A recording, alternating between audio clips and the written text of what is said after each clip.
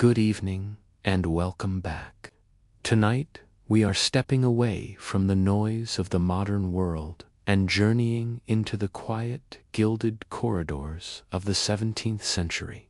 We are traveling to Versailles, the museum of cold marble we know today, but the living, breathing heart of the Sun King's empire. As always, let me know where in the world you are listening from. Get cozy, settle in, and let us begin. In the beginning of the day at Versailles, there was no sun, no music, and no movement. There was only the blue-gray light of a French winter morning pressing against the tall, heavy windows. Before the king stirred, the palace existed in a state of suspended animation. It was a world of stone and silence, a sprawling labyrinth of over 700 rooms, each one waiting for the first spark of a candle to bring it to life. Imagine, if you will, the air in the Hall of Mirrors at 5 in the morning.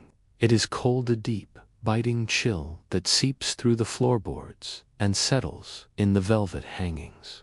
There is a specific scent to this silence, a mixture of old wood, the faint, lingering smoke from last night's hearths, and the metallic tang of 357 mirrors, reflecting nothing but the dark. At this hour, the courtier does not wake to an alarm or a sudden noise. You wake in a small, cramped room, tucked high in the attic or behind a hidden door in the palace walls. Your bed is draped in heavy damask to keep out the drafts. You lie there in the stillness, listening to the distant, rhythmic footsteps of the Swiss guard echoing in the courtyard below. This is the first rhythm of Versailles, steady, unwavering pulse of order. For the courtier, the day does not begin with personal desire, but with the ritual of the lever. You rise in the dimness, your breath visible in the air, and begin the slow process of transforming yourself from a person into a symbol.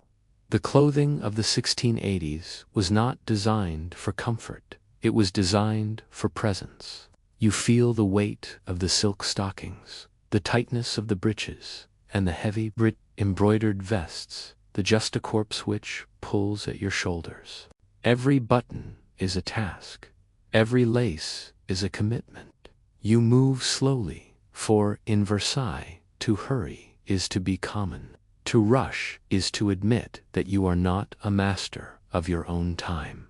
As you dress by the light of a single flickering taper, you think of the king, the Sun King, Louis XIV. At this very moment, in the center of the palace, in the very center of France, the king is still behind his gold-fringed bed curtains. The world revolves around that bed.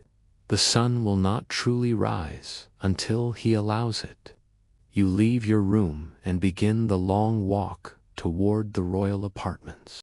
Your shoes, with their stacked wooden heels, click, clack against the parquet floors. Click, clack, click. It is a hypnotic sound, a metronome marking the distance between your private life and your public duty.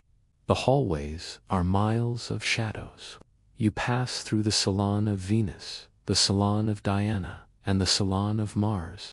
The gods of Rome look down from the ceilings, their painted eyes watching you pass through the dim pre-dawn light. As you approach the king's antechamber, the silence begins to dissolve. It is replaced by the soft rustle of silk and the hushed whispers of other men, all waiting just as you are. These are the dukes, the counts, and the princes of the blood. They stand in the shadows, their wigs powdered white, looking like a forest of pale ghosts. No one speaks loudly. The air is thick with anticipation and the smell of expensive lavender water, masking the lack of a morning bath. You are all waiting for the entry. The moment the door cracks open and the first valet calls for those who have the right to witness the king's awakening. This is the petty lever. It is a theater of the mundane made sacred. The door moans on its hinges a heavy, royal sound, and you move forward. The day has officially begun. But it is a day where time does not move forward in a straight line.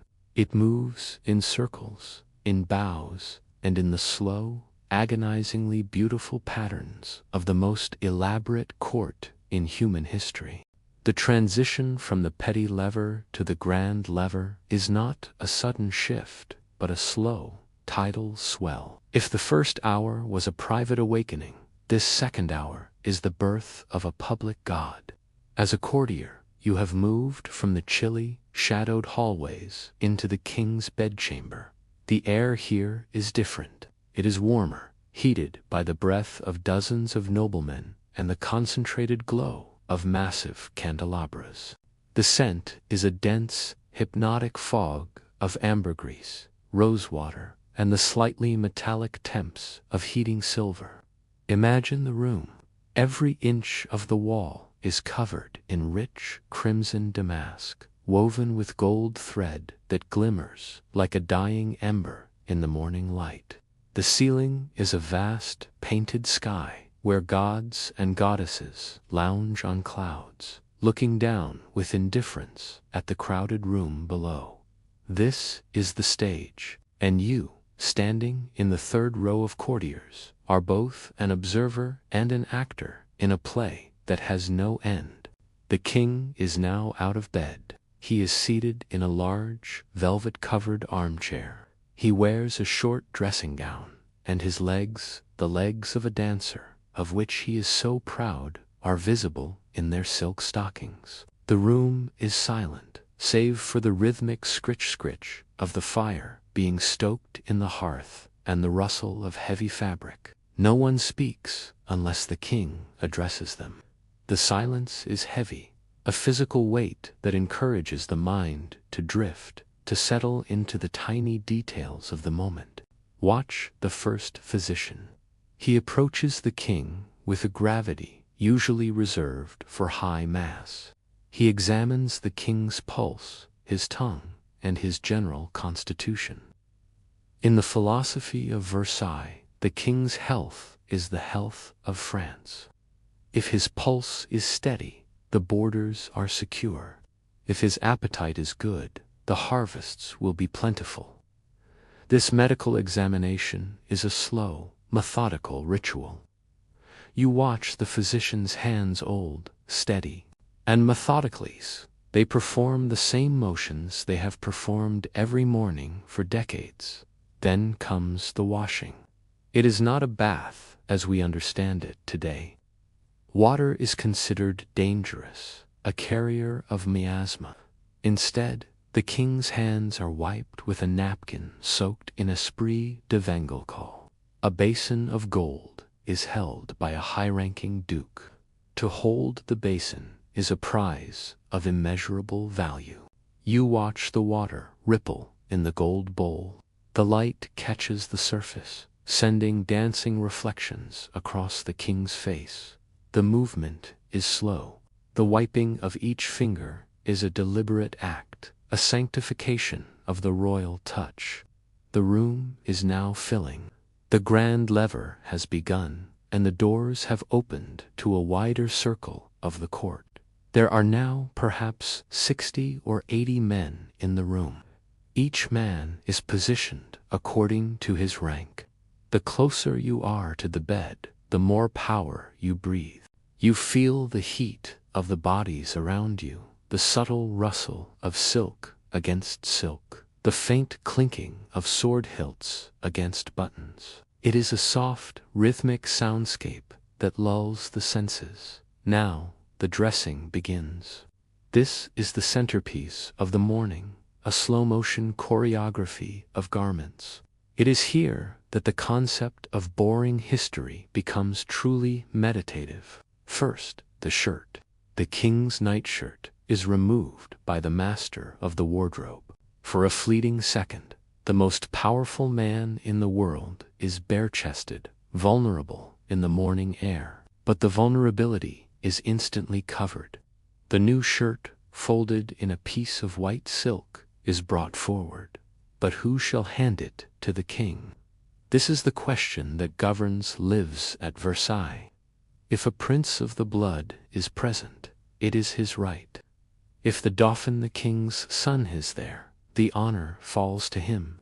You watch the exchange. The shirt is passed from the valet to the duke, from the duke to the prince, and finally to the king.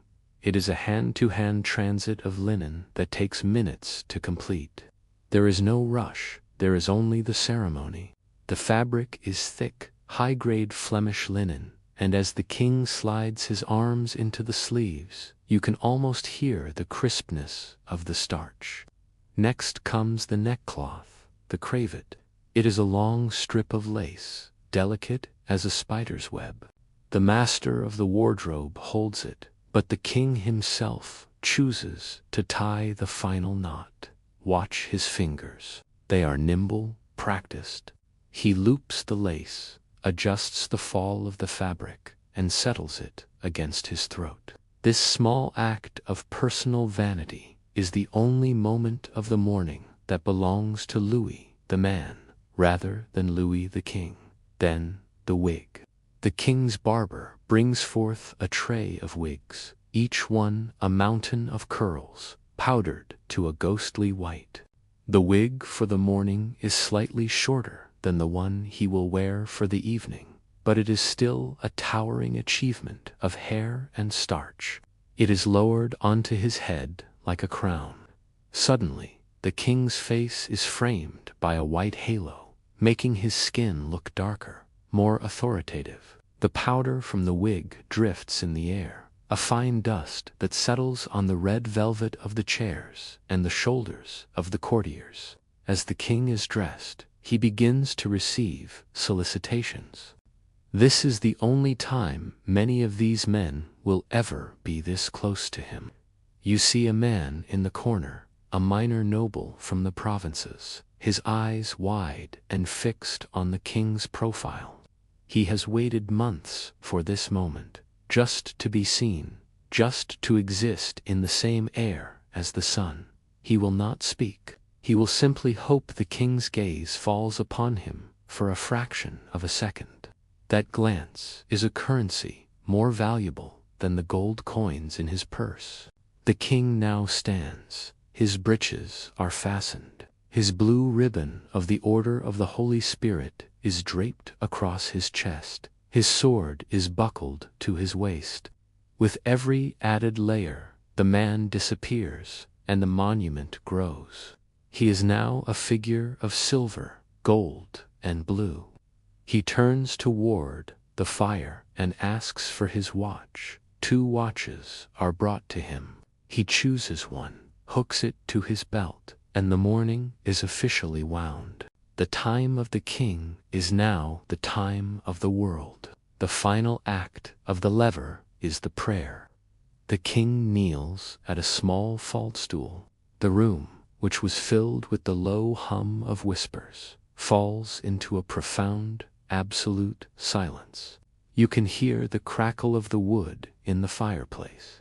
You can hear the wind whistling against the glass of the tall windows, reminding everyone of the cold world outside that does not belong to this sanctuary of gold. The king prays for 10 minutes. You stand, head bowed, watching the light play off the silver embroidery of the man's coat in front of you. You find yourself counting the stitches. 1, 2, 3. The repetition is a balm. Your mind, which might have been racing with thoughts of debt or family or scandal, slows down. There is nothing to do but stand. There is nothing to do but be. When the king rises from his prayer, he turns to the room. He does not smile, but his expression is one of calm, terrifying mastery. He speaks a few words to the captain of the guard. The schedule for the day is set. The hunt, the council, the mass, the walk, messieurs, the king says softly. The crowd begins to part. The king is moving. He is walking toward the door that leads to the Hall of Mirrors. His footsteps are the only sound, the firm, rhythmic strike of red-heeled shoes on the parquet. Talk, talk, talk. You join the procession. You are one of 100 men following the sun. As you step out of the bedchamber and into the long gallery, the light from the windows hits the mirrors, and for a moment you are blinded. The world is made of light and glass. The boring history of the morning has ended, but the long, hypnotic afternoon is only just beginning. As you walk, you feel the weight of your own wig, the tightness of your own shoes. You are tired, and the day has barely started. But in the rhythm of Versailles, fatigue is a luxury you cannot afford. You must maintain the mask. You must keep the pace. For the sun is moving, and you must move with it, or be left in the shadows of the stone hallways. The doors of the king's bedchamber swing open, and the procession begins its journey through the heart of the palace. This is not a walk in the way a modern person understands it. It is a slow-motion migration, a river of silk, steel, and powdered hair flowing through the most opulent corridors ever conceived by the mind of man. You are now stepping into the Hall of Mirrors, the Galerie des Glaces. As a courtier, this is your natural habitat, a place where reality is multiplied by glass and light until the world feels like a dream from which you cannot wake. Imagine the sudden transition in the air. The bedchamber was warm, intimate, and smelled of the king's morning coffee and rosewater. The Hall of Mirrors, by contrast, is a vast, echoing cavern of light. Even in the winter, the sun of France reaches through the 17 arched windows, hitting the 17 matching arches filled with 357 mirrors. The light does not just illuminate the room, it attacks it. It bounces from the silver tables to the crystal chandeliers, catching the diamond buckles on shoes and the gold embroidery on sleeves, creating a shimmering, hazy atmosphere that makes the very air feel expensive. As you walk, your heels strike the floor in a steady, hypnotic rhythm. Click, click, click. You are part of a crowd, yet there is a profound sense of isolation. In Versailles, the mirrors are not there so you can admire yourself. They are there so you can see who is watching you. You see your own reflection pass by in a blur of brocade, followed by the reflection of a rival, then the reflection of a friend, all appearing and disappearing in the silvered glass. It is a kaleidoscope of human ambition, moving at the pace of a funeral march. The smell here is different from the private rooms. It is the scent of the public court, a mixture of damp stone, the ozone of a cold morning, and the overwhelming floral heavy-handedness of the courtiers' perfumes, jasmine, tuberose, and musk. It is so thick, it almost has a taste, a sweet, cloying layer on the back of the tongue that reminds you that in this palace, nature has been entirely replaced by artifice. The king walks at the head of the procession. He does not look to the left or the right, yet it is said he sees every face. To your left, the windows look out onto the gardens. You see the great canal, a silver ribbon stretching toward the horizon, and the thousands of leafless trees of the petty park standing like a silent army in the frost. To your right, the mirrors reflect the king. He is the sun, and the mirrors are his rays. The ceiling above you, painted by Lebrun, depicts the king's own triumphs as if he were a god of antiquity. You walk beneath a sky of painted victories, feeling small, feeling heavy, and feeling the peculiar, numbing boredom that comes from too much beauty. The walk from the bedchamber to the royal chapel takes perhaps 10 minutes, but in the ritual of the court, this is the grand gallery of your life. You pass through the salon of war, where the walls are clad in cold marble and bronze. You see the massive bas-relief of the king on horseback, trampling his enemies. The repetition of the king's image is everywhere, on the ceilings, in the glass, in the bronze, and in the very posture of the men walking beside you. There is a specific etiquette to this walk. You must not turn your back on the king. You must not speak loudly. You must not cough. If you wish to catch the king's eye, you must stand in a certain way, a subtle lean forward, a specific tilt of the hat held under the arm. You see men lining the walls, the petitioners, holding rolls of parchment containing their hopes and their debts. They stand like statues, their faces frozen in expressions of desperate hope. As the king passes, some reach out a hand, only to be gently but firmly moved aside by the blue guards, whose uniforms are the color of the deep evening sky. The procession moves into the Hall of Peace, then toward the vestibule of the chapel. The air begins to change again. The smell of perfume is gradually replaced by the smell of burning beeswax and the ancient resinous scent of frankincense. The sound of the crowd shifts from the rustle of silk to the low, humming resonance of an organ being tuned in the distance. You arrive at the royal chapel, a masterpiece of white marble and gold leaf. But as a courtier, you do not go down to the floor of the chapel where the altar sits. No, the court stays on the first floor, in the galleries, at the same level as the king's tribune. You take your place. The wood of the pews is hard and cold. You kneel, but your mind does not turn to God. It stays firmly fixed on the king. In Versailles, the Mass is not a religious service. It is a concert. The king's musicians, the musique du roi, begin to play. The sound of the violins and the hautboy rises into the vaulted ceiling, mingling with the voices of the choir. It is beautiful, haunting, and utterly repetitive. The music is designed to be a background to the king's devotion. You watch him from your vantage point. He is kneeling, his head bowed, his hands clasped. For 30 minutes, the only movement in the room is the flickering of the altar candles and the slow rise and fall of the priest's arms.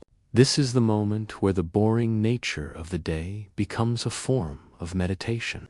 You are trapped in a beautiful cage of sound and light. You cannot leave. You cannot speak. You can only listen to the Latin murmurs and the soaring notes of the motet.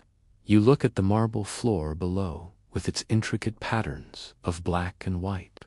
You follow the lines of the stone with your eyes, tracing the circles and the squares, over and over, until the world begins to feel two-dimensional. The boredom of the chapel is a prestigious boredom. It is a sign that you belong to the inner circle. To be bored in the presence of the king is the highest privilege in France. You find yourself noticing the tiniest details, a loose thread on the sleeve of the count in front of you, the way the light catches a single dust mote dancing in a sunbeam, the rhythmic clicking of a rosary being told by an old duchess in the corner. Your legs begin to ache from the kneeling, a dull, throbbing heat in the knees. The weight of your wig feels heavier now, the starch beginning to itch against your scalp, but you do not move. You remain as still as the marble statues of the saints in the niches. This is the discipline of the courtier, to suffer in silence, to wait in beauty, and to find a strange hypnotic peace in the endless repetition of the king's day. The priest raises the host. The silver bells chime 3 sharp, clear notes that pierce the haze of the music. The king bows lower. You bow your head too, feeling the cool air of the chapel against the back of your neck. The silence that follows is absolute. Even the wind outside seems to stop. In this moment, the palace, the gardens, the kingdom, and the heavens are all aligned in a single, focused point of stillness. Then the music swells, the Ite Missa Est is spoken, the king rises. The spell is broken, but only for a moment. The procession will now reform. You will walk back through the same halls, past the same mirrors, beneath the same painted gods. The sun is now higher in the sky, the shadows are shorter, and the long, slow afternoon of the court is about to begin. You stand up, your joints creaking softly. You adjust your sword. You take a deep breath of the incense-heavy air and prepare yourself for the next act. There will be no rest. There will be no privacy. There will only be the next room, the next bow, and the next hour of this gilded, beautiful, and perfectly boring life. The Mass has concluded, and the rhythmic flow of the court reverses its course. If the morning was a rising tide of bodies and noise, the hour of the council is a sudden, receding ebb. The king has retreated. The doors to the cabinet du roi, the king's private study, have closed with a soft, final thud. Behind those doors, the fate of empires, the movement of armies, and the taxation of millions are discussed in voices that rarely rise above a conversational murmur. But for you, the courtier, this is the hour of the great waiting. This is the time when the palace enters its most hypnotic state, the period of high noon stillness. Imagine the shift in energy. The king is no longer a public icon to be followed. He is a hidden force, working behind gold-leafed wood and heavy velvet curtains. The great mass of nobility that followed him to the chapel now disintegrates. But you cannot simply go home. There is no home here. You are a permanent resident of the king's shadow. You drift back into the state apartments, but the atmosphere has changed. The music has stopped. The incense has faded. The air is now filled with the smell of floor wax and the faint, dry scent of old parchment. In this chapter of the day, the boredom of Versailles becomes a physical landscape. You walk through the enfilade, the long string of rooms that connect one end of the palace to the other. Venus leads to Diana, Diana leads to Mars, Mars leads to Mercury. Each room is a masterpiece, yet to you, they have become a series of very expensive waiting rooms. You know every vein in the marble of the chimney pieces. You know every fold in the painted robes of the gods on the ceilings. You find a place to lean against a window embrasure. The stone is cold, even through your silk coat. You look out at the Cour Royale. Below, the Swiss guards stand like toy soldiers, their halberds gleaming. A carriage rolls across the cobblestones, the sound of the iron-shod wheels, a distant, rhythmic crunch crunch crunch that echoes up the stone walls. It is a slow sound. Everything in Versailles is slow. Time here is not measured by minutes, but by the length of the shadows creeping across the parquet. This is the hour of whispers. Because the king is behind closed doors, the court turns inward. You see small groups of men gathered in the corners of the Salon of Apollo. They are not talking about war or peace. They are talking about who was invited to Marly. They are talking about the set of emeralds the king gave to a favorite. They are talking about a debt of 10,000 livres lost at the gaming tables the night before. Their voices are a low, continuous hum, like a hive of bees in a summer garden. Listen to the sound of the palace during the council. It is a symphony of small noises, the ticking of 100 clocks, each one slightly out of sync with the other, creating a staggered, metallic heartbeat. The rustle of a courtier's newspaper, the Gazette de France. The occasional sharp clack of a fan being folded, the distant muffled shout of a gardener in the distance. These sounds don't break the silence, they emphasize it. They are the ornaments of a quiet world. As the minutes stretch into an hour, and the hour into two, a strange lethargy begins to settle over the court. You haven't eaten since a small piece of bread at dawn. The hunger is not a sharp pain, but a dull, hollow sensation that makes the world feel slightly lightheaded and surreal. You watch a fly crawl across the gilded frame of a portrait of Louis XIII. You follow its slow, erratic path. It moves over a carved laurel leaf, pauses, then moves again. In your mind, this fly's journey is the most interesting thing that has happened in 30 minutes. This is the magic of boring history, the way the smallest details become monumental when the world stands still. The courtiers around you are like statues in silk. Some are sitting on the tabourets, the small, backless stools that are the only seating allowed for those of high enough rank. They sit with perfect posture, for to slouch is to show a lack of breeding. Their eyes are open, but they are not looking at anything. They are practicing the art of active waiting. It is a form of secular prayer, a meditation on the proximity of power. You decide to walk again, just to keep the blood moving in your legs. Your shoes, those red-heeled symbols of nobility, feel heavier now. Every step is a deliberate choice. You pass through the Salon of Mercury, where the king's state bed stands behind a silver railing. The bed is a mountain of brocade, empty and silent. It is a ghost of the king's presence. You notice a small scratch in the gold leaf of the railing. You wonder who made it. A careless valet, a clumsy duke. You spend 5 minutes contemplating that scratch. It is a tiny flaw in a perfect world, and it fascinates you. The air in the palace is becoming stagnant.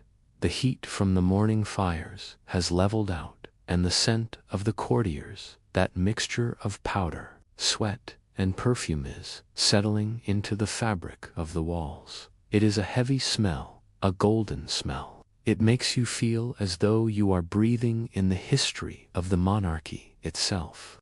It is the smell of a system that has reached its peak and is now simply existing, suspended in its own excellence. Suddenly, the far doors of the council chamber groan. The sound is like a signal. The lethargy vanishes instantly. The statues in the room come to life. Necks straighten, eyes brighten. The hum of conversation ceases, replaced by a sharp, expectant silence. The ministers of state emerge first. They look tired, their wigs slightly askew, carrying leather portfolios stuffed with the secrets of France. They walk with purpose, their minds still in the world of logistics and law. They do not look at you. They are the gears of the machine. Then the king appears. He looks refreshed. For Louis XIV, work is a tonic. He has spent the last 2 hours commanding, and it has given him a visible energy. He walks into the room, and the sun is out again. The shadows seem to retreat. The boring part of the morning is over, and the ritual of the afternoon, the promenade, the display, the theater of the gardens is about to begin. As you fall back into the procession, you realize that you have spent 2 hours doing nothing but standing and breathing in a gilded room. And yet you feel as though you have performed a great labor.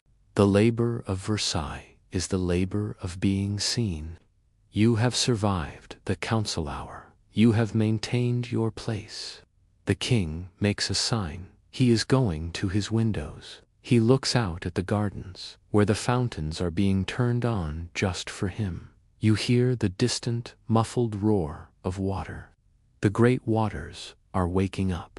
The silver pipes deep underground are groaning as the pressure builds.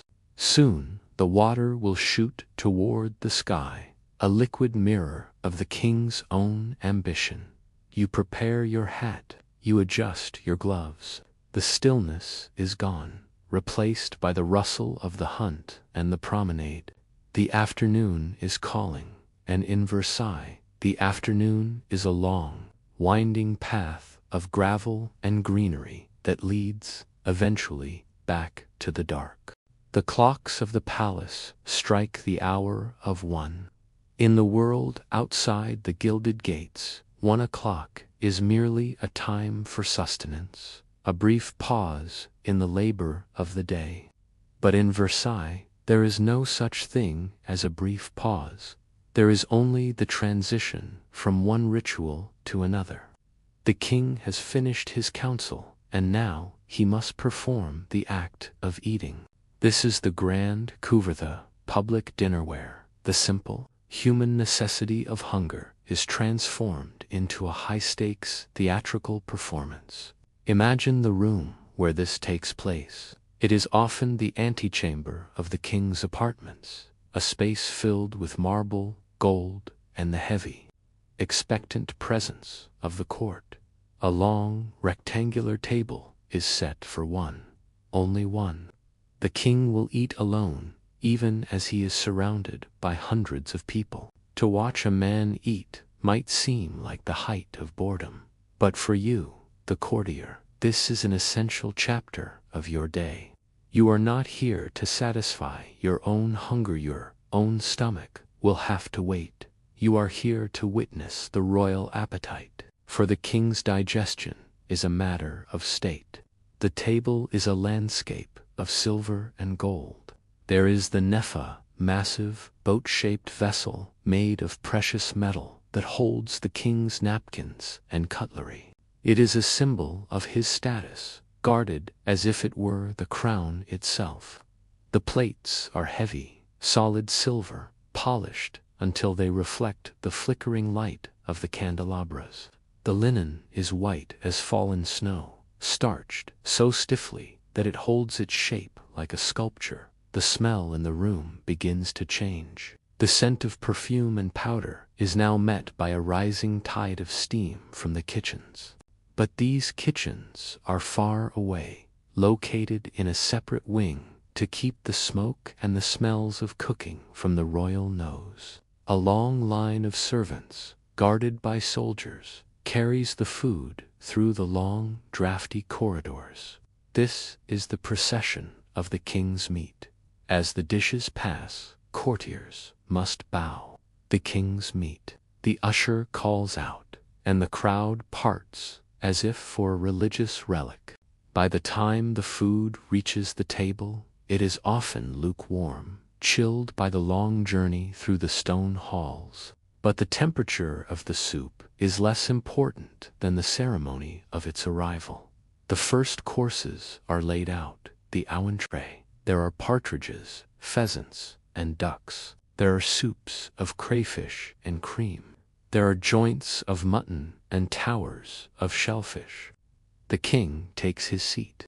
A hush falls over the room, a silence so profound you can hear the rustle of the napkins and the distant clatter of a fork against a silver plate. You stand in the crowd, your back straight, your hat tucked under your arm. You watch. You observe the way the king breaks his bread. You notice the way he lifts his glass. In Versailles, the king does not use a fork. He prefers his fingers, a habit of the old school that he maintains with a strange, rugged grace. Listen to the sounds of the grand couvre. There is no music here, unlike the evening's festivities. There is only the sound of the king eating. The clink of a silver spoon against a bowl, the slurp of broth, the crunch of a crust of bread. These sounds, which would be unremarkable in a common tavern, are magnified by the silence of the room. They become rhythmic, a percussion of the mundane. You find yourself synchronized with the king's movements.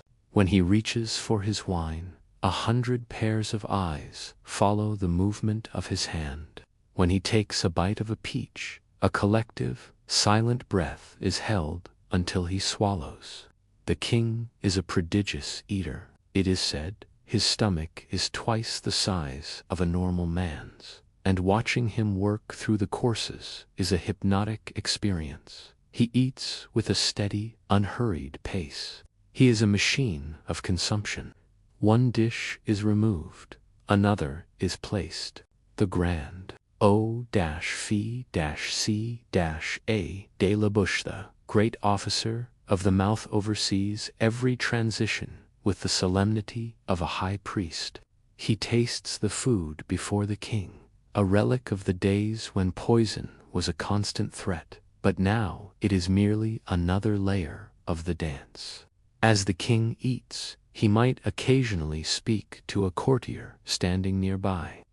This is a rare and coveted honor.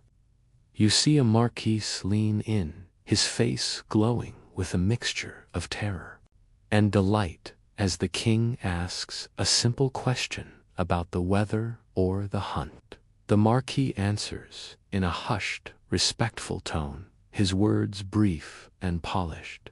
Then the king returns to his partridge, and the marquis retreats back into the anonymity of the crowd, his social standing elevated by 10 seconds of royal attention. For you, the spectator, the boredom begins to take on a physical quality. You have been standing for hours. The weight of your wig is causing a dull ache at the base of your skull. Your stomach rumbles a treacherous, common sound that you hope is masked by the rustle of your neighbor's silk sleeves. You begin to play mental games to pass the time. You count the number of diamonds on the king's fingers. You count the number of fleur-de-lis embroidered on the table runner. You study the faces of the other courtiers, noting the subtle signs of fatigue, the slightly glazed eyes, the swaying of a body, trying to shift weight from one foot to the other without being noticed. The meal stretches on. The entree give way to the rotitha, heavy roasts which are followed by the entree matha, side dishes of vegetables and sweets. The variety is staggering, yet the king seems to approach each dish with the same focused, quiet intensity. He is performing his duty as the provider for the nation, showing that France is a land of plenty. The light in the room shifts as the afternoon sun begins to descend. The golden glow on the marble walls turns to a deeper, more honeyed orange. The shadows of the courtiers stretch out across the floor, long and thin, like a forest of black needles. Still, the king eats. Still, you stand. There is a strange, meditative peace in this long waiting. Your mind, denied any real stimulation, begins to wander into the architecture of the room. You look at the heavy carvings of the cornices, the way the plaster is shaped into garlands of fruit and flowers. You notice the dust motes dancing in the shafts of light, moving in slow, chaotic circles. You realize that this moment, this specific, boring, beautiful moment, is the peak of Western civilization in the 17th century. All the wealth of the kingdom, all the labor of the peasants, all the genius of the artists has been distilled into this one room so that one man can eat a lukewarm duck in peace. Finally, the king reaches for his napkin. He wipes his mouth with a slow, deliberate motion. This is the signal. The meal is over. The remains of the feast stand, there are many, will be taken away to be consumed by the lower-ranking servants and the palace hangers-on. The king rises. The king's toothpick. The usher calls.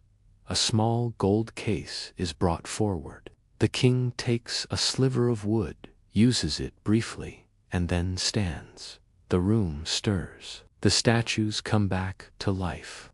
The long, silent vigil of the appetite is finished. The king is moving again, and the court must move with him. You feel a sense of relief, but also a lingering sense of the surreal. You have just spent over an hour watching a man eat lunch. It was repetitive, it was silent, and it was entirely predictable. And yet, it was the most important thing in the world. As you follow the king toward the gardens for his afternoon walk, you feel the cool air of the hallways hit your face, and you realize that the day is only half over. The rhythm of Versailles does not tire, it only deepens. The heavy doors of the palace groan as they swing outward, and for the first time in many hours, the court breathes the open air. But this is not the wild, untamed air of the forest. This is the air of the gardens of Versailles, where even the wind seems to blow according to the king's will. This is the hour of the pram-n-ahd. It is a journey through a world where nature has been conquered by geometry.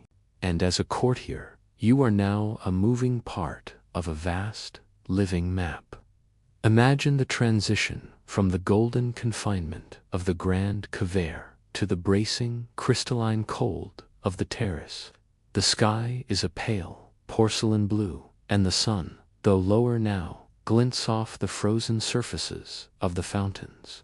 The king stands at the top of the Latona steps, looking down the long, sweeping vista of the THP Ver the green carpet. He holds a cane made of fine Malacca wood, topped with a single, massive diamond.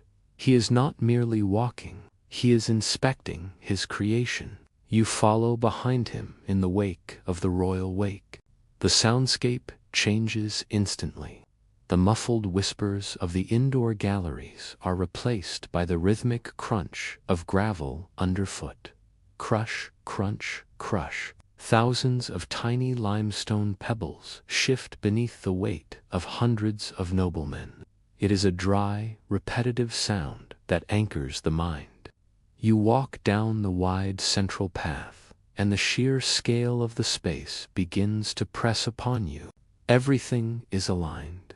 The trees, mostly lime and hornbeam, are clipped into perfect, vertical walls of green and brown. There are no crooked branches here. There are no stray leaves. The world is a series of straight lines and perfect circles. The king is obsessed with the fountains. To him, the movement of water is the ultimate display of power. As the procession approaches each grove, a secret signal is passed by the fountain keepers using silver whistles. You hear the sharp, bird-like trill of the whistle, and suddenly the silence of a grove is broken by the roar of water. The bassin du Palan, the basin of Apollo, comes to life. The lead horses of the sun god's chariot seem to leap from the water, spray arching 60 feet into the air. You stand by the rim of the basin. The mist from the fountain is caught by the breeze and settles like a fine cold dust on your face and your velvet coat. You watch the water fall back into the pool, splash, ripple, repeat. The cycle of the water is as endless and as predictable as the cycle of the court. You find yourself staring at the golden skin of the statues, watching the way the water clings to the metal before dripping away. It is hypnotic. It is beautiful, and it is deeply, profoundly repetitive. The king moves on, and you move with him. This is the long walk. You pass into the Boscatha wooded groves, hidden behind the high hedges. Each one is a secret theater. You enter the Bosque de la Salle, the ball-to-ball-room grove where water cascades down tiers of marble and shells. The sound here is a constant, rushing white noise that drowns out all conversation. You stand in this outdoor room, surrounded by the sound of falling water and the world of politics and debt feels miles away. There is only the cold, the sound, and the sight of the king's back as he contemplates the flow. For the courtier, the promenade is a test of endurance. Your red-heeled shoes are not made for gravel. You can feel every pebble through the thin leather soles. The cold begins to seep into your bones, despite the heavy silk and wool of your garments. Your hands, tucked into a fur muff or hidden behind your back, grow numb. Yet you must maintain a look of effortless grace.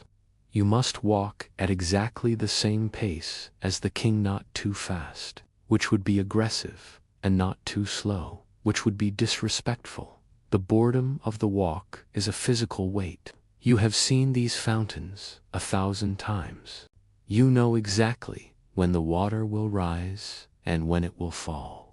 You know the name of every nymph and satyr in the Bosque de l'Ensalade. But the ritual is not about novelty. It is about presence.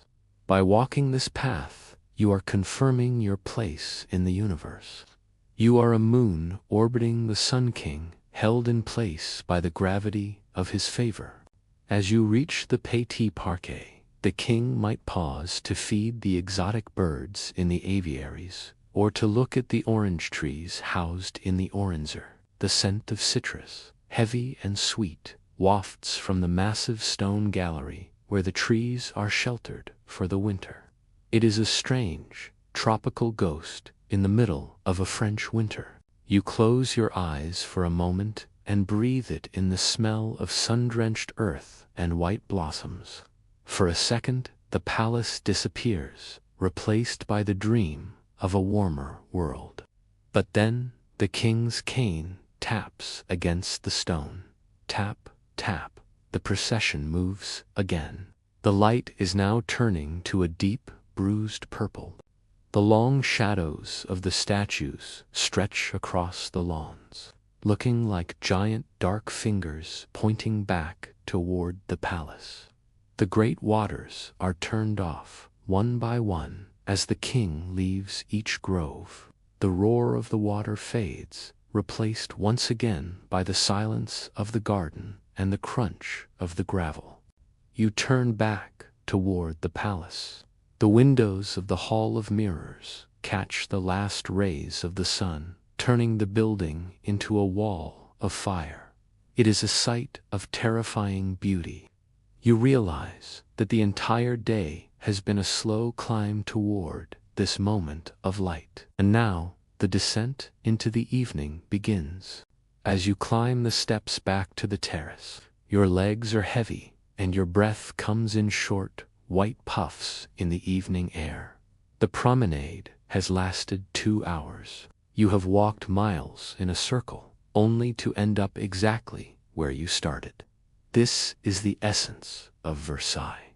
Movement without progress, beauty without change. A perfect gilded wheel that turns and turns, carrying you along in its hypnotic, boring, and magnificent revolution. The king enters the palace. The warmth of the interior hits you, thick with the smell of wood smoke and old perfume. The blue hour is over. The candles are being lit by the thousands. The night, with its music, its gambling, and its secrets, is about to begin. As the twilight deepens into a true and heavy night, the Palace of Versailles undergoes its final transformation. The cold, geometric silence of the gardens is left behind, and you are pulled back into the golden heart of the state apartments. This is the hour of the AP-par-T-man- the evening reception. If the morning was a ritual of awakening and the afternoon a ritual of nature, the evening is a ritual of fire and chance. It is the time when the boring history of the court reaches its most sensory and hypnotic peak. Imagine the sheer volume of light. In an age where the rest of the world lives by a single tallow candle, or the dim glow of a hearth, you are standing in a forest of flame. Thousands of white wax tapers, the expensive Chevrolet candles, flicker in crystal chandeliers and silver sconces. The light is not steady, it pulses. It catches the diamonds on the ladies' bodices and the silver lace on the men's sleeves, creating a shimmering, restless atmosphere. The heat from the candles rises to the ceiling, mingling with the warmth of hundreds of bodies, creating a heavy, sweet-smelling haze of beeswax and expensive musk. The sound in the rooms has shifted again. The grand gallery is no longer a path for a procession, but a space for the AP-par-T-man. To the left, in one salon, there is music. A group of violins and flutes plays a suite by Lully. The melody is elegant, repetitive, and forms a sonic background that never demands too much attention. To the right, in another salon, there is the sound of the buffet. Silver platters are piled high with candied fruits, pyramids of oranges, and delicate pastries. But the dominant sound, the one that defines the evening, is the rhythmic, percussive clatter of the gaming tables. You move toward the Salon de Mercure. This is the heart of the play. Here, the highest-ranking members of the court gather around green velvet-covered tables to play lansquenet, basset, and homebrew. Gambling is not merely a pastime here. It is a duty. To play for high stakes is to show that you are indifferent to wealth, that you are a creature of the king's grace who does not fear the turn of a card. Watch the hands of the players. In the flickering candlelight, the hands become the focus of the world. Pale, powdered hands, reaching for gold coins, long, elegant fingers snapping a card down onto the velvet. Snap, slide, click. The sound of the cards is a constant, dry rustle, like the sound of autumn leaves. The movement of the gold coins, the louis d'ors, a metallic melody. They are stacked, shifted, and swept away in a never-ending cycle of gain and loss. There is a profound stillness in the faces of the gamblers. In Versailles, it is the height of bad breeding to show emotion at the table. Whether a man loses a fortune or wins a province, his expression must remain as cool and marbled as the statues in the hallway. You stand behind the chair of a duke, watching the play. You find yourself hypnotized by the repetitive motion of the dealer. The deck is shuffled, the cards are dealt, the bets are placed. She snap, click.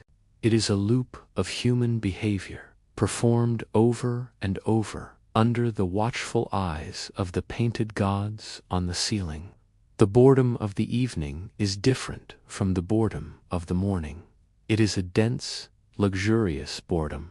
You are surrounded by the greatest art, the finest music, and the most powerful people in Europe, yet there is nothing for you to actually do but exist. You move from room to room. You bow to a princess. You accept a glass of spiced wine, the Hippocras, and feel its warmth settle in your chest. You lean against a door frame and watch the smoke from the candles curl into the shadows of the cornices. Listen to the voices. The talk is of nothing. It is a boring conversation by design. No one discusses the suffering of the peasants or the complexities of the law. Instead, they discuss the tilt of a hat, the quality of a new shipment of silk from Lyon, or the exact phrasing of a joke made by the king at dinner. It is a language of surface, a beautiful and shallow sea of words that keeps the mind from sinking into anything too heavy. You find the rhythm of the gossip as soothing as the music a low, melodic hum of he said and she replied, rising and falling like the waves of a distant ocean. As the night stretches toward 10 o'clock, the air in the apartments becomes even thicker. The smell of the guttering candles, a slightly smoky, fatty scent, begins to compete with the perfume. You feel a familiar fatigue, a dull ache in your lower back from hours of standing and bowing. But the rhythm does not break. The music continues its orderly patterns. The cards continue to fall on the green velvet. The king moves through the rooms, a silent and glowing presence, his mere passage causing the sea of courtiers to part and bow like wheat in a breeze. You find yourself staring at a tapestry on the wall. It depicts a scene from the life of Alexander the Great. You have seen it every night for a year. You know the exact number of threads in the horse's mane. You know the shade of blue in the sky. In the dim, flickering light, the figures in the tapestry seem to breathe. For a moment, you lose the sense of where the wall ends and the room begins. You are part of the tapestry. You are part of the gold leaf. You are a single stitch in the vast, elaborate fabric of the Sun King's night. This is the trance of Versailles. The repetition of the light, the sound, and the movement creates a state of suspended animation. You are no longer an individual with a past or a future. You are a courtier of the present moment, a permanent fixture in a palace of mirrors and fire. The boring history of the evening is a shield against the darkness of the world outside, a golden bubble where time is measured only by the height of a candle and the deal of a card. The music reaches its finale. The king makes a slight gesture, a signal that the reception is coming to its close. The heavy silver platters are cleared away. The gamblers rise from their tables, their faces still masks of indifference. The night is far from over, for the rituals of the betting are yet to come, but the public theater of the salon is fading. As you walk back toward the private corridors, the air feels cooler, away from the thousand candles. You hear the distant, muffled sound of a clock striking 11. The world is narrowing down. The grand scale of the palace is shrinking as people retreat to their rooms. The night is settling in, heavy and silent, over the stone and the gardens. But for you, there is one more walk to make, one more ceremony to witness, before you can finally let the mask fall and surrender to the dark. The hour is nearing 11, and the golden fever of the evening reception begins to cool. The 1,000 candles that lit the AP partyman have burned low, their flames dancing in the drafts of the high-ceilinged rooms. The music has ceased, and the gamblers have cleared the green velvet tables. Now, the palace enters a new phase of its nightly cycle, the Supatha King's Supper. For you, the courtier, this is the final movement of the public symphony, a time when the world narrows down from the vastness of the staterooms to the intimate, candlelit circle of the royal table. Imagine the atmosphere as the court moves toward the king's private dining room. The air is thinner here, less crowded, but the tension is higher. If the afternoon was a display of power, the supper is a display of favor. Not everyone who attended the gaming tables is invited to watch the king eat his final meal. You are among the chosen few tonight, standing in the shadows of the wood-paneled walls, your heart beating a slow, steady rhythm against your ribs. The smell of the palace has shifted again. The smoky scent of guttering wax, carried in silver-covered dishes from the distant kitchens. The king takes his seat at the head of a square table. Unlike the noon meal, where he sat in solitary majesty, the supper is often shared with the royal family, the Dauphin, the Duchesses de Berry, and the other princes of the blood. They sit in a row, a hierarchy of birth and bloodline, rendered in silk and lace. You stand behind them, a silent witness to the geography of the French throne. The sound of the room is hushed, a soft tapestry of noises, the clinking of gold spoons against porcelain, the rustle of the king's heavy napkin, and the low murmuring voices of the family. Listen to the king. At supper, the Sun King is often more talkative than at any other time of the day. He shares a joke, perhaps a subtle observation about a courtier's new wig, or a comment on the quality of the wine from his vineyards in Champagne. But even his laughter is measured. It is a controlled joy, a royal performance of relaxation. You watch the way he tears a piece of bread, the way he signals for more wine with a mere lift of his eyebrow.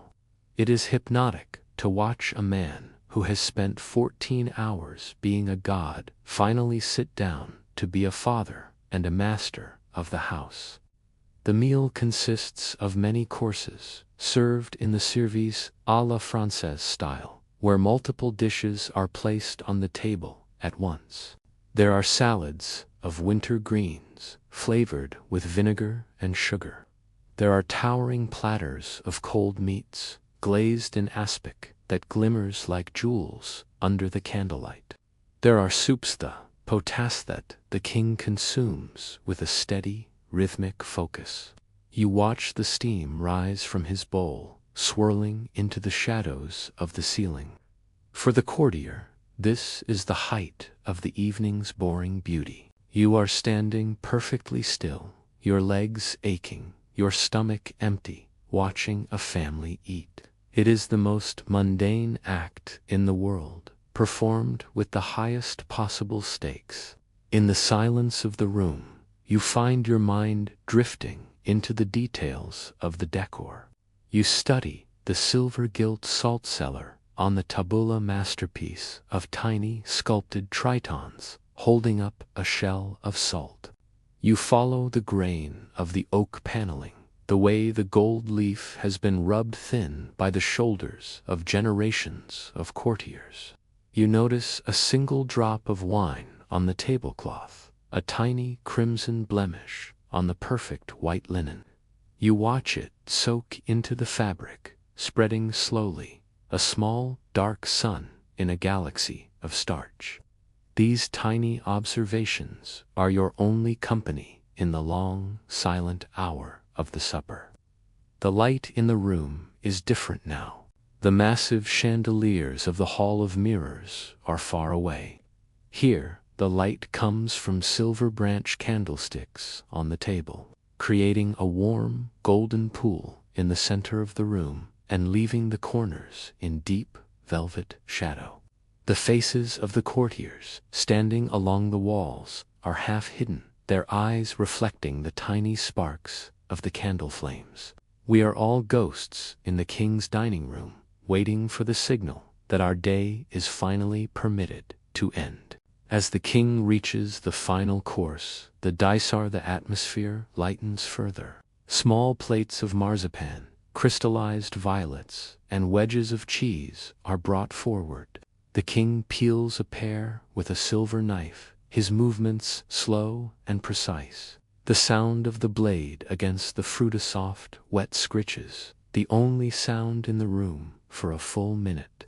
You find yourself breathing in time with his hands.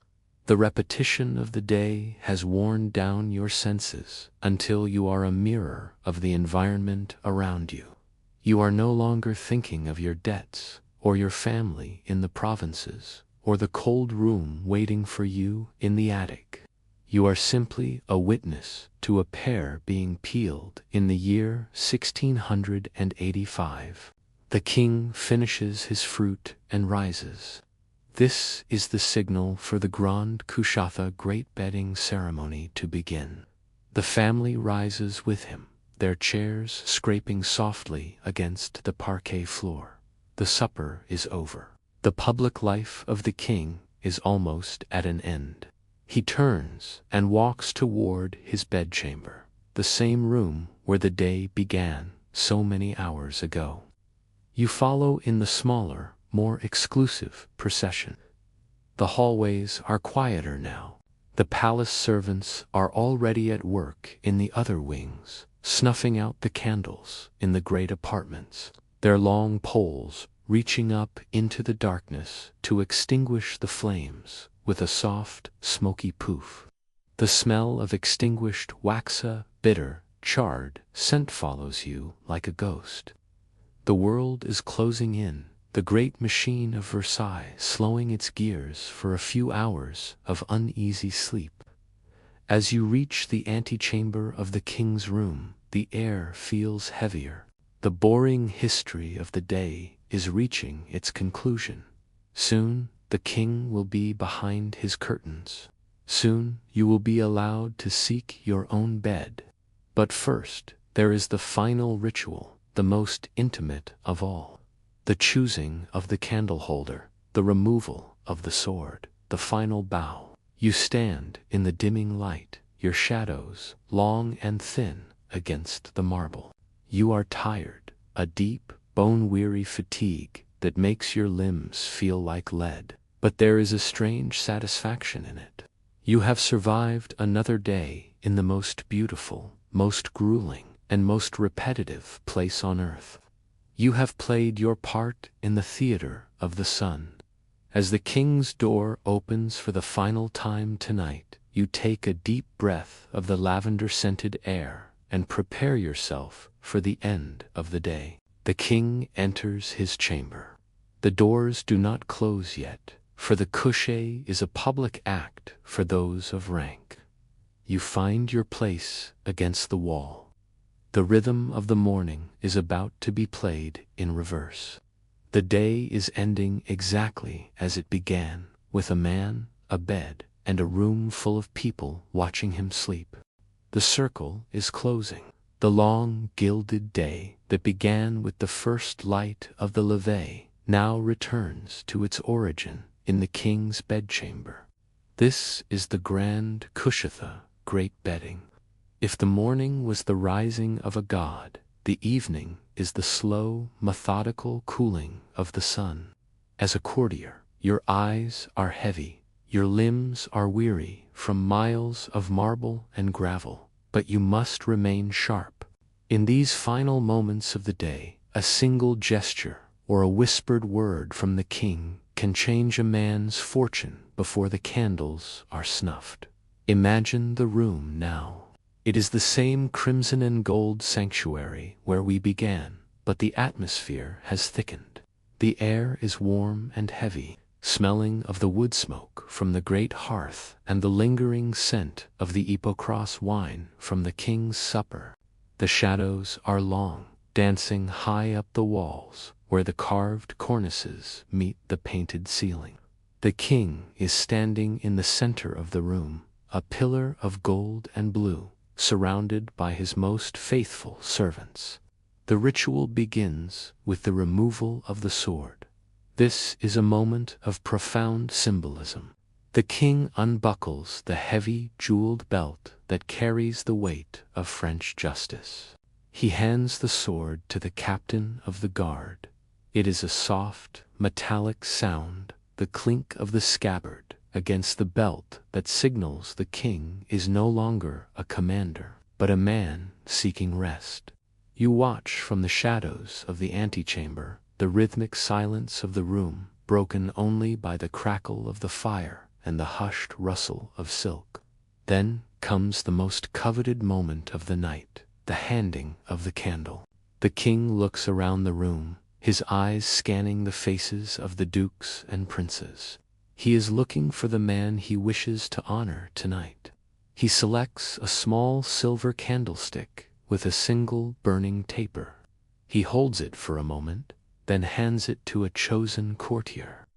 To be the one who holds the light for the king as he prepares for bed is an honor that will be discussed in whispers for weeks. You watch the chosen man take the candle. His hand is steady, but his face glows with the quiet intensity of one who has reached the inner circle. Now the undressing begins. In the style of your boring history, we observe every meticulous movement. The king does not undress himself. He stands as still as a statue, while his servants and the princes of the blood perform the choreography of the wardrobe. First, the heavy zoo sta Courtier overcoat is peeled away, revealing the silver-threaded waistcoat beneath. Then, the blue ribbon of the Order of the Holy Spirit is carefully removed and placed on a velvet cushion. Every garment is handled as if it were a holy relic. The silk stockings are rolled down. The red-heeled shoes are set aside. You find yourself counting the seconds between each action. 1, 2, 3. The pace is agonizingly slow. It is a countdown to darkness. The king is being dismantled, layer by layer, until the monument of the monarchy is replaced by the reality of the man.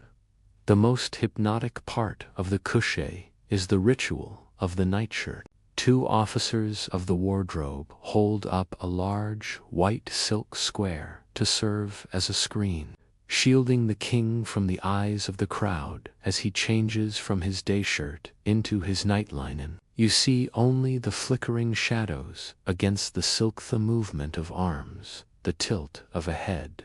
It is a shadow play, a ghost of a ceremony. When the screen is dropped, the king is dressed in a vast, flowing nightshirt of the finest Flemish lace. He looks softer now, less like a sun and more like a cloud of white fabric in the dimming light. The king sits on the edge of the bed. The first physician and the first surgeon approach for a final check. They whisper to him, their voices a low drone that blends with the ticking of the great clock on the mantel. They are ensuring the state of France will remain stable through the night. The king nods. He is tired. You can see it in the way his shoulders settle, the way his eyelids flutter for a fraction of a second. The day has been a performance of 14 hours, and even the Sun King must eventually yield to the dark. The final prayers are said. The king kneels at his faldstool, his white nightshirt pooling around him on the parquet floor. The room falls into an absolute, breathless silence. You stand with your head bowed, the weight of your own wig feeling like a crown of lead. In this silence, the palace feels vast and ancient.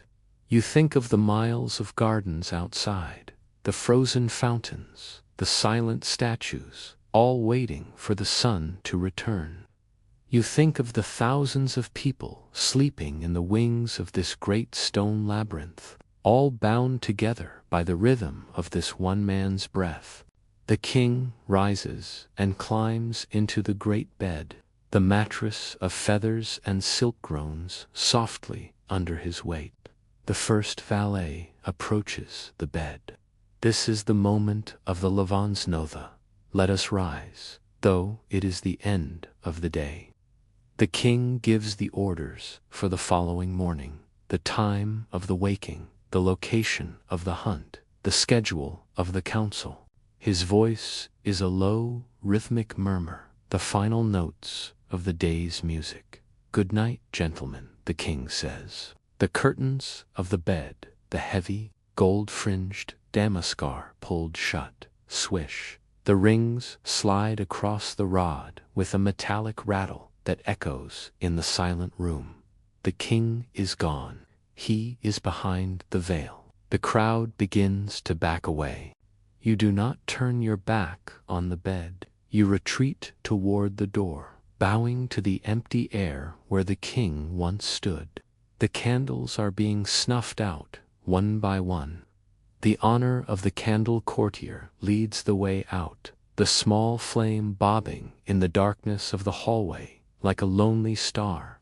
As you step out into the corridor, the air is suddenly cold. The heat of the king's presence has vanished. You are alone in the dark. The boring history of the day has reached its final page. Your own journey is not yet over. You still have to find your way through the maze of hallways to your own small room, but the weight of the day has lifted. The ritual is complete. The sun has set, and for a few brief hours, the world of Versailles belongs to the shadows and the ghosts. Your heels click on the stone as you walk away. Click, echo, click. The sound is slower now. The rhythm of a man who is finally allowed to be tired. The day is done. The king is asleep. And because the king is asleep, you, at last, are allowed to close your eyes. The night watch and the secrets of the attic, the public theater, has dissolved, and the great velvet curtains of the king's bed have been pulled tight. But for you, the courtier, the day does not end with a simple closing of the eyes. As you back out of the royal bedchamber, the silence of the palace begins to take on a different quality. It is no longer the respectful hush of an audience. It is the heavy, breathing silence of a stone giant. The boring history of Versailles now moves into the shadows, into the places where the gold leaf ends and the raw limestone begins. This is the hour of the Garde des Vistas, Swiss gardened, the long, lonely trek to the rafters. Imagine the transition. You leave the warmth of the king's apartments and step into the hall of mirrors once more. But the 357 mirrors are no longer filled with the light of 3,000 candles. They are dark, silver pools that catch only the faint, ghostly glow of the moon reflecting off the garden frost. The air here is biting. Without the heat of the crowd, the great gallery is a refrigerator of marble. Your breath forms a rhythmic mist in front of your face. Huff fade, huff fade. You walk quickly, the sound of your heels on the parquet sounding like gunshots in the emptiness. As you move away from the staterooms, the stage of Versailles falls away. You turn a corner into a narrow service hallway, and suddenly the world of the Sun King vanishes. The walls here are not covered in crimson damask. They are bare plaster, cracked and yellowed by the smoke of 1,000 tallow lamps. The smell of perfume and roses is replaced by the smell of the real palace, the scent of damp masonry, the sharp tang of vinegar used for cleaning, and the heavy, greasy odor of the lower-class candles. This is the hidden Versailles. To reach your room, you must climb. You find the staircase of the dogs, a narrow, winding spiral of stone that smells of wet fur and old wood. The steps are worn into smooth hollows by the feet of thousands of servants and weary nobles. Each step is a task for your aching legs. Creak, thud, creak, thud. The rhythm of the climb is hypnotic, a vertical march that takes you higher and higher into the roofline of the palace. You reach the attic. This is the great irony of Versailles. While the king sleeps in a room of gold, the men who serve him live in the eaves, squeezed between the ceiling of the staterooms and the lead of the roof. The hallways here are so narrow that 2 men in wide coats cannot pass without brushing shoulders. The ceilings are low, forcing you to duck your head, the powdered wig you wore so proudly all day now feeling like an absurd, heavy burden. Listen to the sounds of the palace at midnight. Up here, away from the musicians and the fountains, you hear the mechanical heart of the building. You hear the wind whistling through the gaps in the roof tiles, a low, mournful moan that sounds like a choir of ghosts. You hear the scurry of rats in the woodwork, a dry, frantic scratching that reminds you that even here, in the center of civilization, nature is trying to claw its way back in. You hear the distant, rhythmic snoring of other courtiers behind thin wooden partitions. It is a symphony of the mundane, a boring reminder that under the silk and the lace, everyone is merely human. You find your door. It is a simple piece of oak with a heavy iron key. Inside, your room is a cell of prestige. It is perhaps 10 feet square. There is no fireplace here. The only warmth comes from a small brazier of coals that has already burned down to gray ash. The air is so cold you can see your own pulse in the flickering light of your single candle. Now begins the reverse of the morning's transformation. This is the unmaking of a courtier. In the style of our narrative, we observe this process with slow, rhythmic attention. You set the candle on a scarred wooden table. You reach up and carefully, painfully, lift the wig from your head. Your scalp feels a sudden, shocking chill as the air hits the skin that has been smothered for 16 hours. You place the wig on a wooden stand where it looks like a severed head in the dim light. You begin to unbutton the justaucorps. Your fingers are stiff from the cold, and the silver buttons are like ice. One by one, you release them.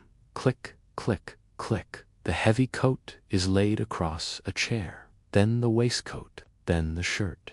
When you finally stand in your linen undergarments, you feel small. The monument you were all day has been dismantled. You are no longer a marquis or a count.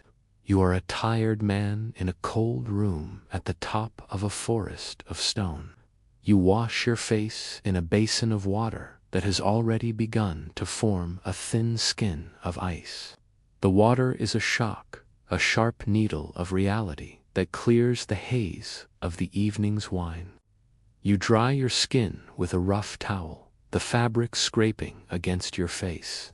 Then, you reach for your nightcap, simple wool hat, to keep your brains from freezing in the night air. Before you climb into bed, you walk to the tiny, circular window, the œil de bœuf, or bullseye. You wipe away the condensation with your thumb. From this height, you can see the entire world of the king. The gardens are a silver and black map of triangles and squares. The Grand Canal is a blade of polished steel under the stars. You see a single light moving in the distance. It is a watchman with a lantern, making his rounds through the labyrinth. The light moves slowly, a rhythmic bobbing in the dark, marking the boundary between the palace and the wild world of France beyond the walls. You realize, looking out at the dark, that you are a prisoner of this beauty. You have spent your entire day and will spend your entire tomorrow moving in circles around a single man. The boring history of your life is a series of beautiful repetitions. But in the silence of the attic, away from the eyes of the king, you feel a strange, quiet peace.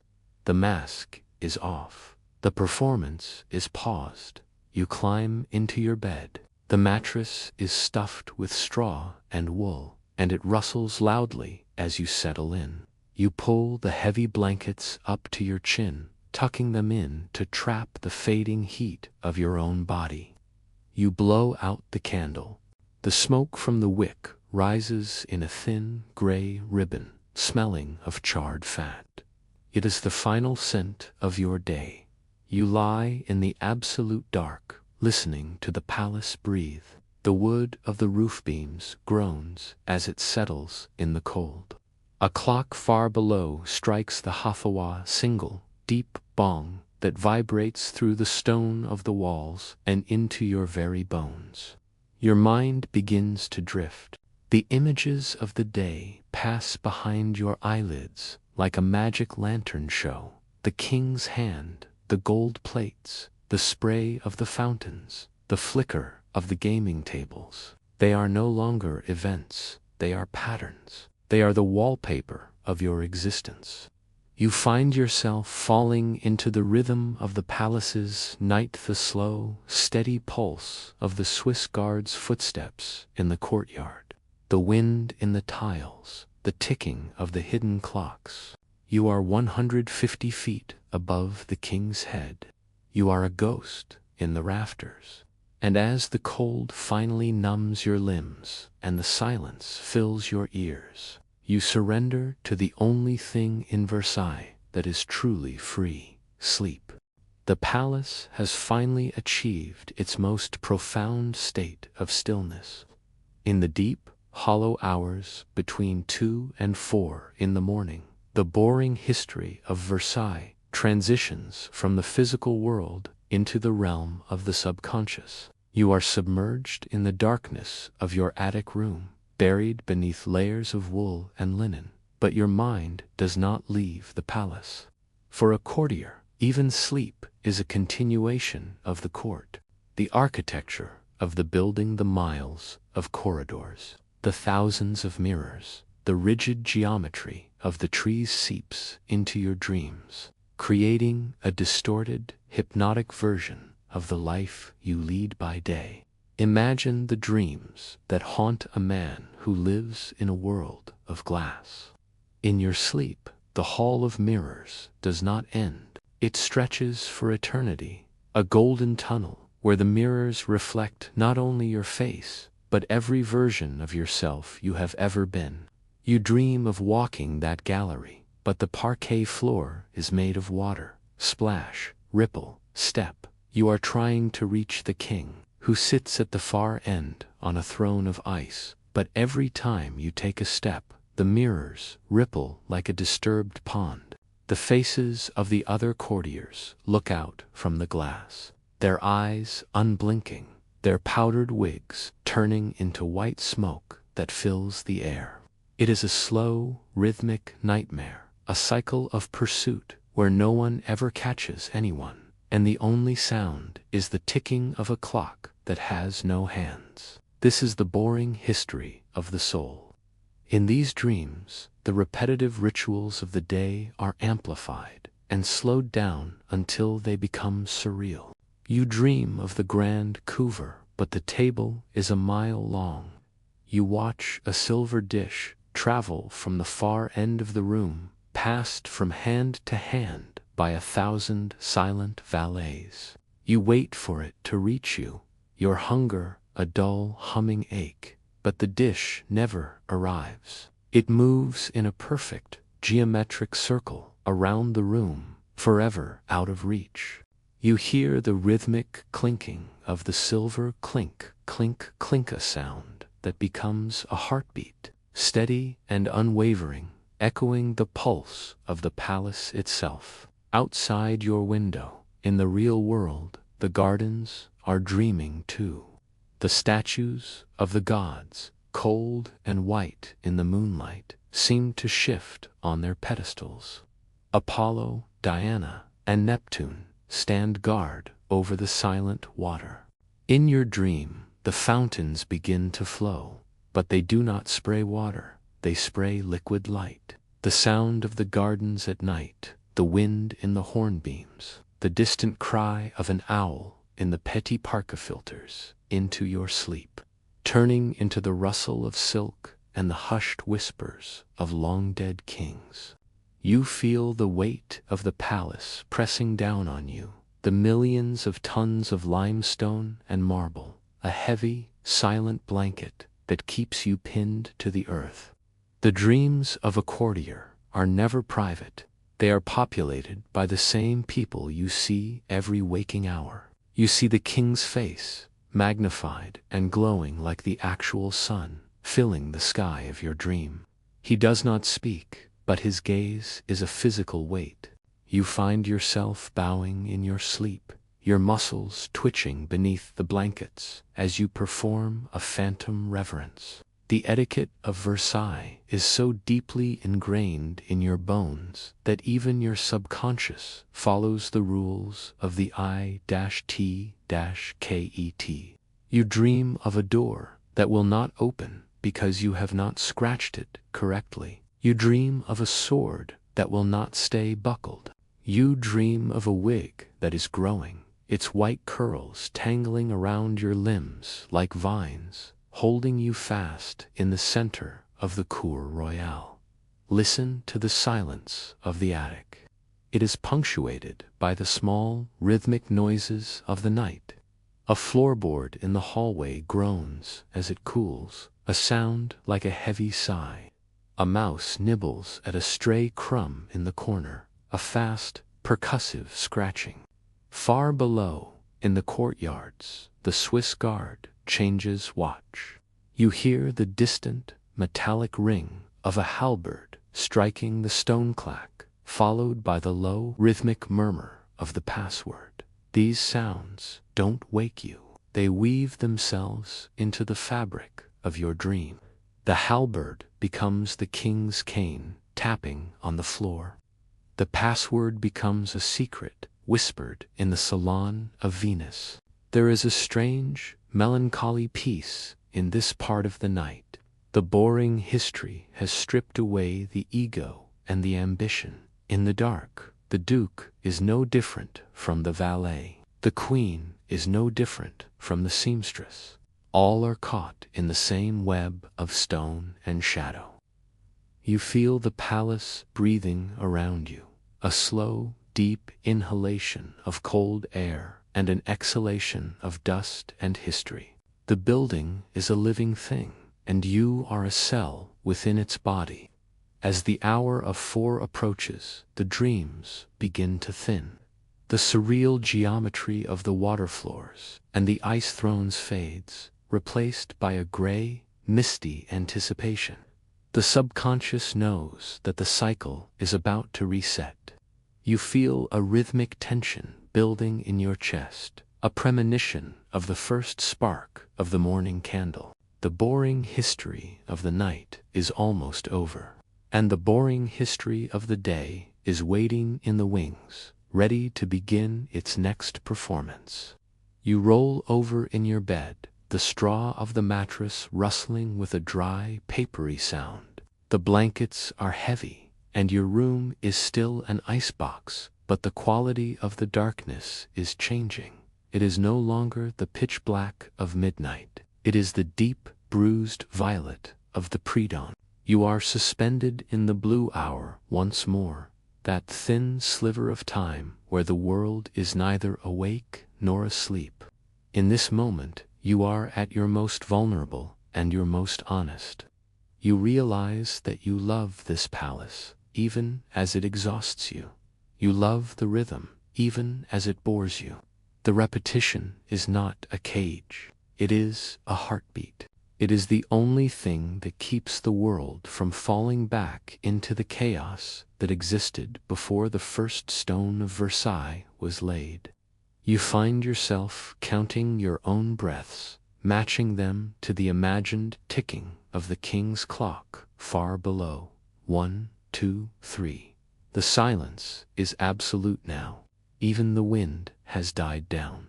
The palace is holding its breath. In the gardens, the frost is thick on the lips of the marble nymphs. In the hall of mirrors, the dark glass waits for the first ray of the sun to strike it and multiply. And you, high in your attic, lie perfectly still, caught in the final, beautiful, boring loop of the night. The dream of the sun is almost over. The reality of the sun is only an hour away. You close your eyes tighter for one last minute of oblivion, savoring the weight of the silence before the first heel clicks on the stone and the machine of the French state begins to turn once more. The deep, violet shadows of the night are still clinging to the corners of the palace, but the silence is no longer absolute. It is being eroded, not by the sun, but by the weight of human labor. This is the hour of the false dawn, the period where the boring history of Versailles awakens from the ground up. Before the king stirs, before you, the courtier, even a thought in the mind of the day, a vast, invisible army begins to move.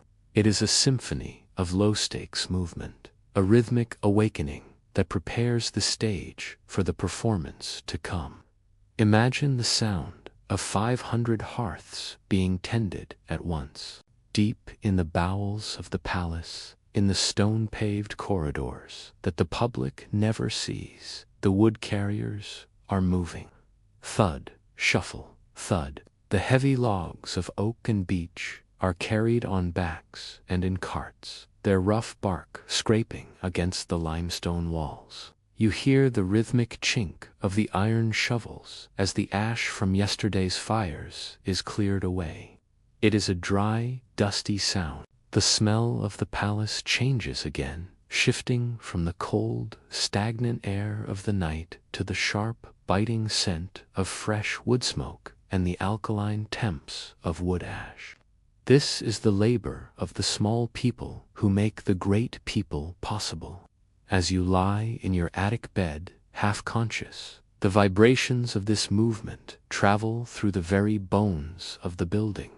You hear the distant, muffled clatter of the copper pots in the kitchens, a rhythmic, metallic ringing as the cooks prepare the first broths of the day. You hear the splashing of water in the courtyards as the water carriers fill their buckets at the iron pumps. Crank, splash, heave, crank, splash, heave. The repetition is as steady as the tide. In the hall of mirrors, the shadows are being pushed back, not by the sun, but by the first flickering tapers of the cleaners. They move in silence, their feet wrapped in felt to protect the parquet floors. They polish the glass, their arms moving in wide, rhythmic circles. Swish, swish, swish. The 357 mirrors begin to reclaim their light, catching the sparks of the handheld candles. The dust of the previous night's revelry is swept into small, neat piles, a gray ghost of the boring history that has already passed. The light outside is now a pale, watery gray. The frost on the windows of the attic is beginning to thin, turning into weeping trails of moisture. You reach out from beneath your blankets and feel the air.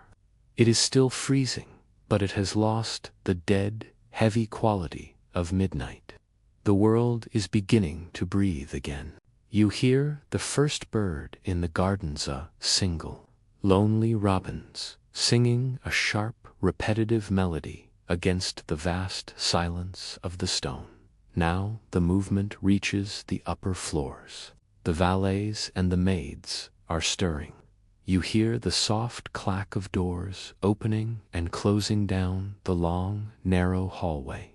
The smell of the attic shifts as the first coffee is brewed and the first wigs are powdered for the day. That fine, white dust of starch and iris root begins to hang in the air once more, a floral fog that signals the return of the mask. This is the most hypnotic moment of the Datha transition from the man back to the symbol. You rise from your bed, your joints creaking in sympathy with the floorboards. You perform the same motions you performed yesterday and the day before and the year before. You wash, you dress, you powder. The repetition is not a burden, it is a grounding force. It tells you that the world is still in order. The Sun King is still on his throne. The geometry of the garden still holds. You walk to your circular window and look down. The Swiss guards are standing in the courtyard, their red uniforms bright against the gray stone.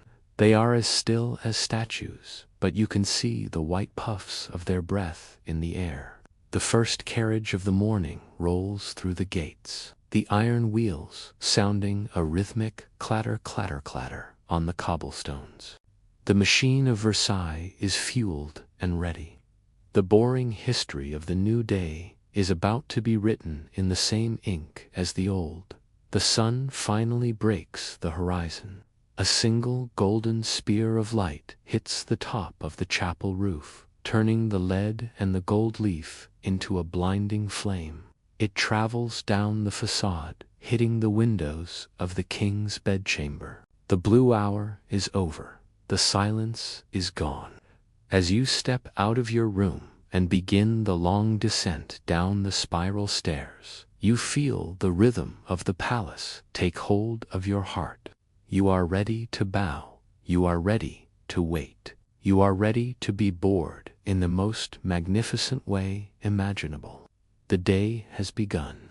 We have come full circle. We began in the blue-gray shadows of a winter morning, and we have returned to the first spark of the day. But in Versailles, a day is not a linear journey from start to finish. It is a single, perfect revolution of a gilded wheel. To live here is to live inside a clock, beautiful, massive, and inexorable machine made of marble, silk, and human ambition. As you stand once more in the antechamber, waiting for the scratching at the king's door, you realize the true secret of this boring history. The repetition is the point. The sameness is the power. By doing the same things, in the same way, at the same second every day, the Sun King has frozen time. He has created a world where nothing truly changes, where the glory of France is not a passing moment, but a permanent state of being. The boredom you feel is not the boredom of emptiness. It is the boredom of perfection. It is the weight of a world that has reached its peak and refuses to move. As you listen for the first rustle of the king's curtains, you find a strange, profound peace in the knowledge that tomorrow will be exactly like today. The same heels will click on the same stones. The same water will rise in the same fountains. The same cards will fall on the same green velvet. The world outside Versailles may change. Empires may rise and fall. Seasons may turn, and the years may march toward a future no one in this room can imagine. But here, behind the gilded gates, the sun never truly sets. It only pauses, waits in the shadows of the Hall of Mirrors, and rises again to the sound of a silver whistle and the scratch of a fingernail. So, let the rhythm of the palace carry you into your own rest. Let the image of the flickering candles and the gray stone hallways settle in your mind. The day is done, the day is beginning, and the cycle is eternal. Sleep now in the heart of the 17th century. Sleep in the shadow of the Sun King. Sleep in the beautiful, golden, and perfectly boring heart of Versailles. Good night.